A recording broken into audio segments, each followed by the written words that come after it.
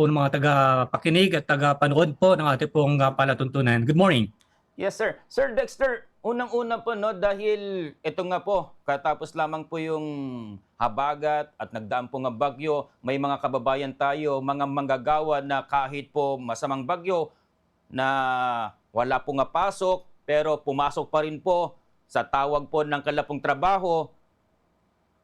Meron po ba silang mga marang kompensasyon? Or unang-una muna, pwede po ba nang malaman po na ano po ba ang papela ng ECC sa ngayon?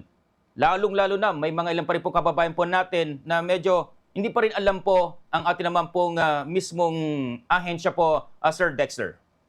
Okay, maraming salamat Bombo Frami sa pagbibigay muna ng pagkakataon nito na ibahagi po yung mga programa at serbisyo po ng aming tanggapan, which is the Employees Compensation Commission, which is under ng Department of Labor and Employment. Okay?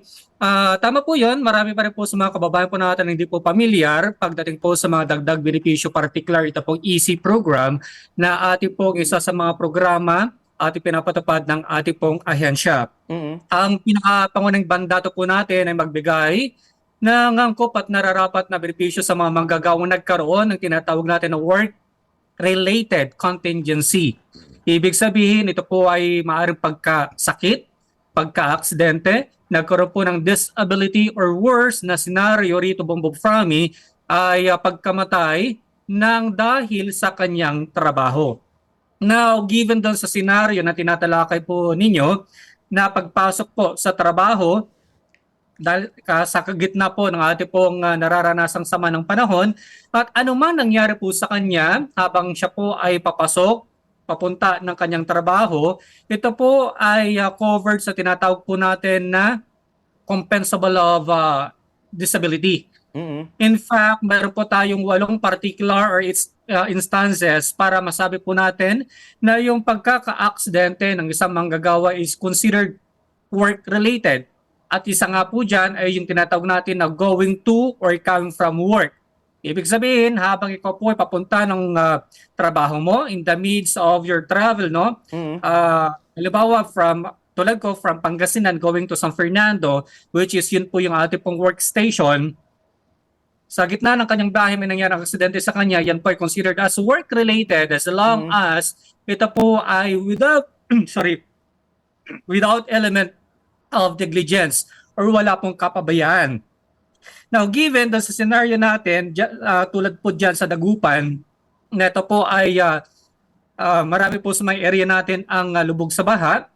Habang naglalakad ka, tulad na nabanggit mo kanina, nahuhulog ka sa manhole, open manhole, nagkaroon ka ng pagkakasugat at kinakailangan kang lapatan, no, ng gamutan or kailangan po siyang dahil sa medyo malaki-laki siguro na yung pagkakaroon po niya ng sugat or open wound, kailangan po natin siyang dalhin sa paggamutan. Yung ganong scenario is considered as work-related kasi na-establish na po natin yung continuing act.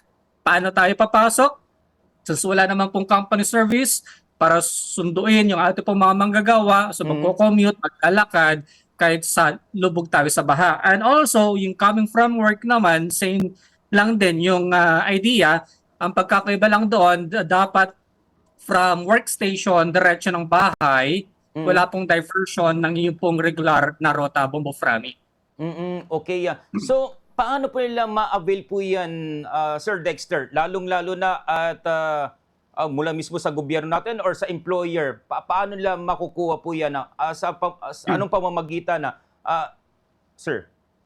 Kaya ang pag-apply naman po ito is since, halimbawa kung private sector naman po sila, ito po ay sa ating po mga administering agency. Ibig sabihin, kung private sector, sa SSS po ang pag-apply. Kung government sector naman, sa GSIS. And by the way, including po dito sa ating po mga covered members, no, both private and public sector. Pag public, including the uniformed personnel, despite na sila po ay excluded from the GSIS, is still under the EC program as the legal basis under the PD 626, sila po ay saklaw pa rin po ng ating pong programa. Now, paano po mag-apply? Tulad na nabanggit, kung private sector is sila, si employer po or yung HR po nila, yung company po mag-apply kasi gagamitin po nila yung kanila pong portal account since online application po ang ipinapatupad ni SSS. So yung portal account ni company ang gagamitin, doon po i-upload lahat ng requirements or documents needed para ito po ay sasailalim po sa evaluation ng ating po mga medical officer. And for once na ito po ay approve, ibibigay naman po ni SSS yung easy benefits ng ating pong worker. Same with the GSIS, pag public sector naman po sila, Bombo Frabi. Oo. Through easy program, through sa inyo po ba sila mag-apply or diretso na sila po sa SSS or GSIS po, Sir Dexter? Okay. Tulad na nabanggit natin kanina, meron po tayong administering agency. Once na sila po ay mag-apply ng kanila pong easy benefits, direct po sila sa ating pong system. Private sector, SSS, via online. Pag public sector, GSIS naman po sila pupunta para mag-apply ng kanila pong easy benefits. So by the way, ang pagkakaiba po ng ating pong easy program or easy benefits natin, ito po ay with or without leave credits, pwede po mag-apply yung ating pong worker. Why? Kasi on the first day pa lang po ng ating pong manggagawa, siya na po ay saklaw ng ating pong programa Bombo Frami. Ibig sabihin, kahit unang araw pa lang yan, na pagpasok po niya, covered na po, protected na po yung ating pong worker. Okay. So, hindi po na i-refer po ng inyo pong ahensya, sir. Kapag diretso na sila, pwede na pong ganun po. Yes po, direct na po sila, online application through SSS portal account nila. And walk-in naman pag sa mga GSIS members po natin. Sir, sa ganito pong mga masamang panahon, ano po ba yung mga iba pang karapatan na ng ating naman pong mga empleyado, lalong-lalo na at sabi nga nila at may of course ang government wala pong pasok pero ang mga private meron pero ayaw niyo pong pumasok. Kapag sila po ba ay tumanggi, pero po ba silang tapos pumasok and then may mangyari, mas malala po ba? Magiging compensation po niya or pwede niyang makuha? Madodoble po ba? Actually, Bombo Framis, sa labor advisory naman, mayroon naman po tayong karapatan ng mga manggagawa na tumanggi or hindi pumasok. Lalo na kung sa tingin po natin ito po ay maaaring may dulot ng panganib. In fact, under the Republic Act 11058 or yung OSLA na binabanggit po natin, ay meron talaga pong karapatan ng manggagawa na tumanggi o pumasok, lalo na kung manganganib yung kanyang kaligtasan. So, hindi naman po direktang ito po ay hinihikayat po natin, pero sa tingin po natin, mayroon binibigyan po natin sila ng karapatan, kumbaga, binibigyan natin sila ng protection. Yun ang right term. Binibigyan po natin sila ng protection na matiyak natin ang kanila pong kaligtasan sa ganito pong mga panahon na masama ang lagay ng ating pong panahon or dahil po sa mga ganito pong malawakang pagbaha, mayroon po sila talagang karapatan na tumanggi o hindi po pumasok. Yes. And Sir Dexter, kapag ito nga pong masamang panahon at kahit po wala, kung may text man yan or may na-receive po na memo na papasok, ito'y covered pa rin po. Or what if wala pong mga memo basta pumasok siya na may masamang panahon at sinabi ng employer na kahit hindi pumasok, covered pa rin siya dito? Yes po, when it comes to the EC program natin, EC benefits, covered pa rin. Kahit sinabi po na walang pasok, yun ang pinagtatakaan ko since sinabi na po ng kanyang employer na walang pasok, bakit pumasok. But anyway, given the scenario, pwede pa rin po siyang makakuha as long as pinaka-bottom line is without element of negligence. Na-establish na rin po natin kasi na papasok ng trabaho. So nandun na rin po yung continuing act or yung going to na tinatawag natin kanina. And ito sir, dahil lumusong sila, may mga kaso rin po ba tayo dahil nagkaroon po ng leptos dahil po sa or kaya nangyari kasi hindi naman alam natin kung saan po kanyang paglusong lang. Baka sa kanyang bahay ay meron din pong lumusong din po siya at nagkaroon po ng sakit at ito nga po, nagkaroon ng insidente na siya po ay namatay dahil po sa leptos. Meron po bang makukuha po doon?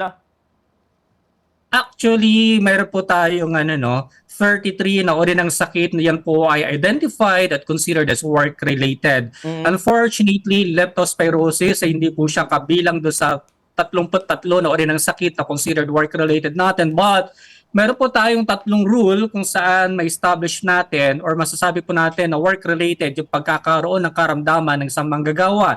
Number 1 dito is yung plain and simple na nakuha niyang sakit dahil sa kanyang trabaho. Pangalawa, yung nabanggit natin, meron po tayong direktang 33 uri ng sakit na identified at considered work-related. At pangatlo, if ever wala po siya doon sa considered as work-related na compensable natin na pagkakaroon ng karamdaman, pwede naman po niyang gamitin yung pangatlong rule, which is the increased risk theory.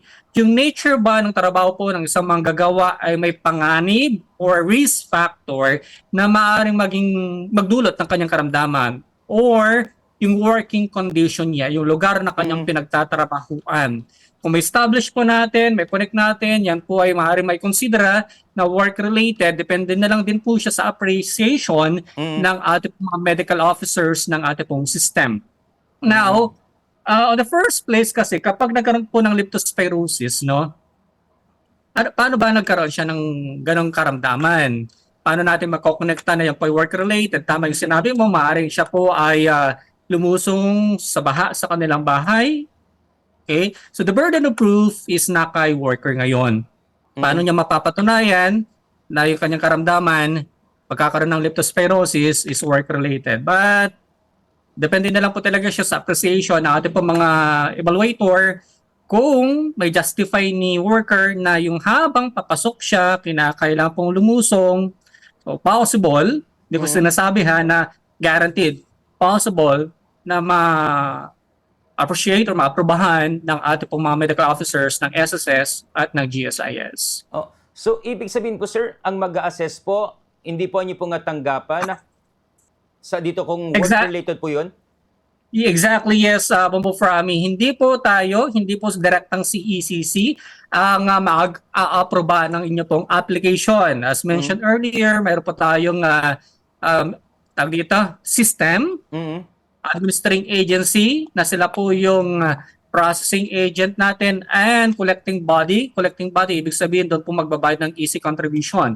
Okay, so doon po tayo mag-apply kung sang sector po tayo kabilang. Sila po mag-evaluate, mag-assess kung work-related or not. Once approved, sila din po ang magbibigay direct sa inyo pong disbursement account. Now, if ever, wag naman po sana namatay si worker, okay, pwede rin po sila mag-apply ng ating pong tinatawag na death and funeral benefits. This is on top kay SSS or GSIS. Meron din po tayong tinatawag na cash assistance, which is, yun naman po yung direktang ina-apply kay ECC. And other benefits like rehabilitation services, yung pagbibigay po ng ating pong livelihood assistance, mga ganang bagay, kay ECC po direktang ina-apply naman po yun, Bombo Frami. Alright. And sir, yung pong may nagtatanong kasi dito, nagkasakit ako dahil pumunta ako ng trabaho at naulanan ako, and then pag uwi ko, nagkatrangkaso ako, nagkaroon ng 3 araw, pero hindi naman ako napunta sa ospital, sa baybay lang ako, pero may mga gamot akong binili. Yung mga resibo po ba ay pwedeng maging patunay para dito sa pag-claim ng kompensasyon, sir? Okay, balikan muna natin yung scenario, dahil sa trangkaso. Yung pagkakaroon ba ng trangkaso is work-related? Yes. Kasi kung sabi mo kanina, nabasa. So, bakit siya nagpabasa sa ulan, di ba? So, yes. pwede magpayo, magkapote, patilain mo muna yung ulan. So, I think, in the first place, baka may kapabayan siya sa nangyari na, But given yung mga resibo na pinagkagasusan sa pagbili ng mga tinatawag natin na gamot, yan po ay meron tayong tinatawag na medical reimbursement.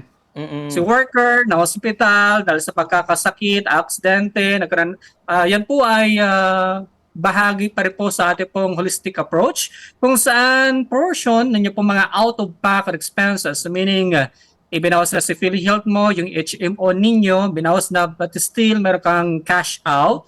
Portion of that from 30 up to 60% is may re-reimburse pa po natin, which is ang application po niyan through system pa rin po natin.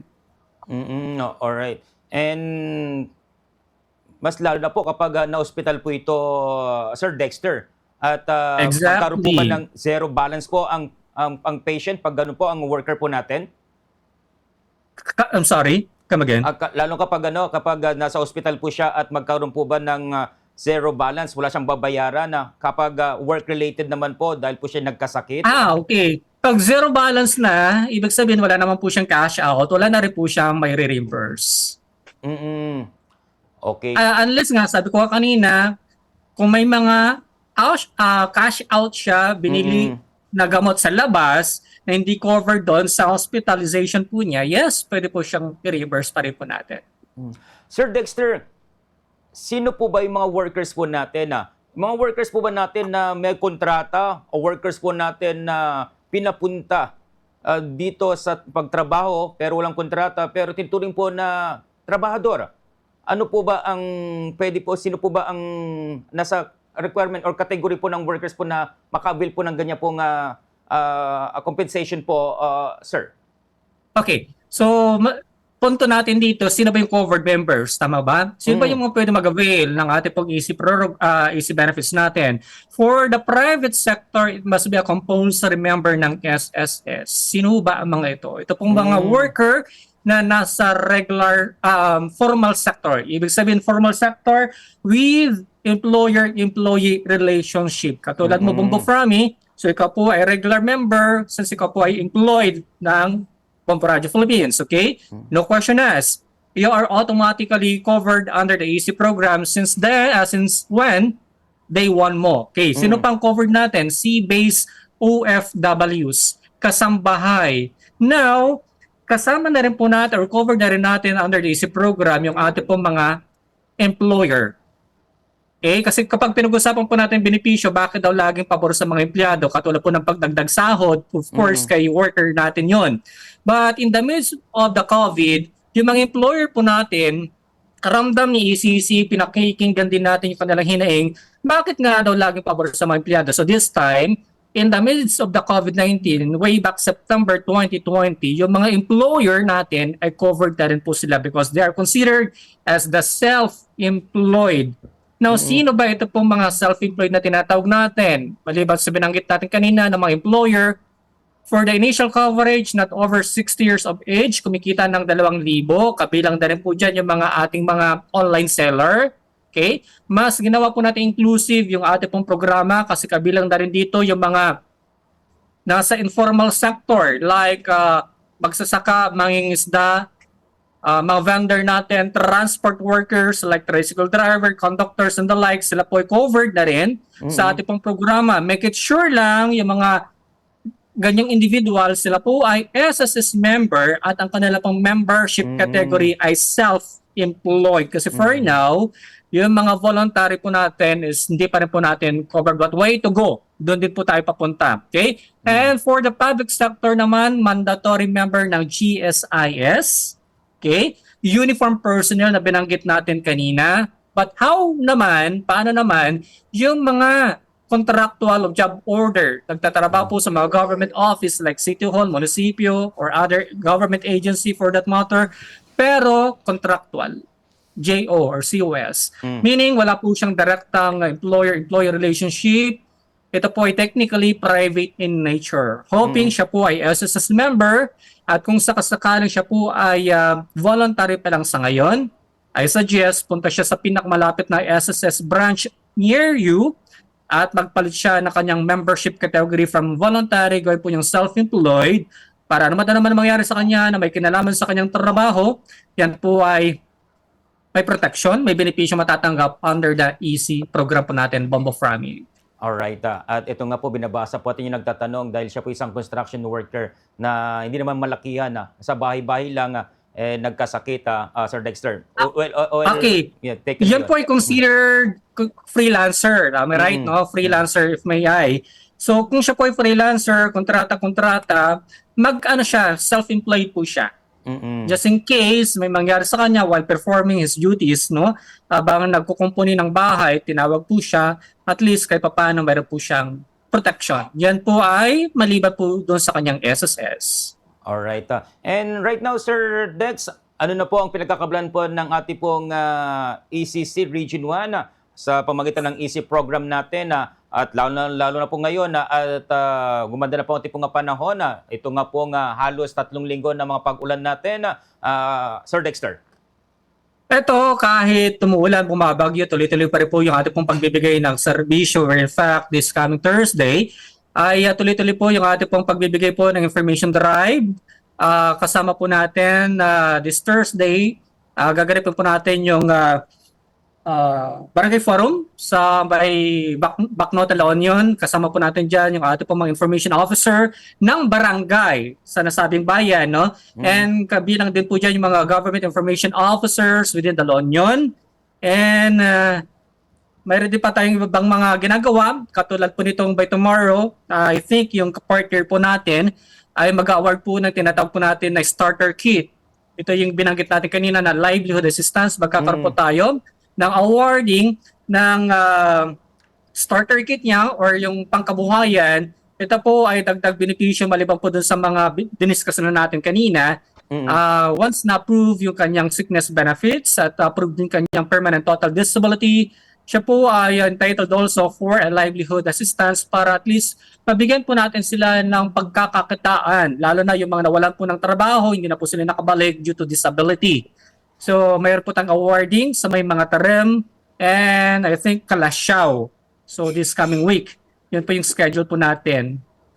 And of course, doon sa mga employer na nakikinig ngayon, no, baka kayo po interesado po na malaman po, magkaroon po ng deeper discussion when it comes to the EC program po natin. Pwede po tayo mag-avail ng free orientation. Okay? Magpadala lang po ng liham, paanyaya. Ito po ay online or face-to-face will do.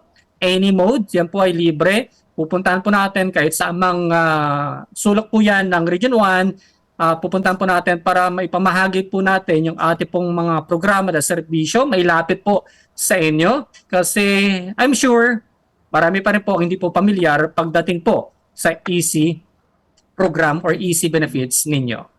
Alright, and Sir Dexter, baka may mga iba pa kayong mga impormasyon na hindi ko po nasaklawang ngayon po nga pagtatanong na nais pa pong ibahagi po sa ipong mga kababayan, lalong-lalo na po. At ito nga, napakinggan po ng ating kababayan na may EC program pala na andyan na sa mga empleyado ngayon na Sir Dexter. Okay, so ito, napakarami po mga programa po natin na pwede po natin ma-avail like sickness benefits, okay, with the corresponding amount, ilang araw po yung naprobahan ni SSS. Ito po ay on top sa kanila pong sickness benefits, no? Mayroon tayong medical reimbursement, mayroon din tayong tinatawag na carer's allowance. This is on top sa kanila pong monthly disability pension. Nabanggit din natin kanina, death and funeral benefits. This is again on top kay SSS.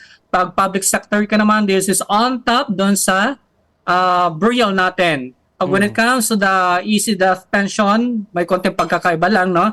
Kasi pipili po si dependent po ng public sector worker, is a GSIS pension or EC death pension lang. And meron din tayong rehabilitation services, kung saan nagbibigay din po tayo ng prosthesis, okay? Nagkakaroon din po tayo ng tawag dito, rehab services. Kung kinakailang sumailan po siya ng physical therapy provided for free, okay? Pwede rin pong mag-aaral, skills training, entrepreneurship training. Yes, ang dami po na pwede po nating ma-avail. Meron din tayong cash assistance. And iba pang mga, yung return to work assistance program po natin, your R2WAP na tinatawag natin. Marami po, mga programa po natin na yan po ay pwede pong ma-avail. But ito pong parati pong paalala po sa mga manggagawang tulad natin. Di bali na lang hindi ka mabiyayaan ng EC benefits ninyo, huwag ka lang magkasakit. Yes. Ma-aksidente or worse, mamatay ng dahil sa yung trabaho. Aanihin mo yung libreng pangkabuhayan na yan, skills training na yan, bali naman or putol naman ang iyong braso. Kaya safety first parati po ang paalala po natin. Kaya obligasyon po ng employer, ng bawat po pagawaan na siguraduhin ang kanyang kaligtasan at kalusugan ng kanyang bawat manggagawa, Bombo Frami.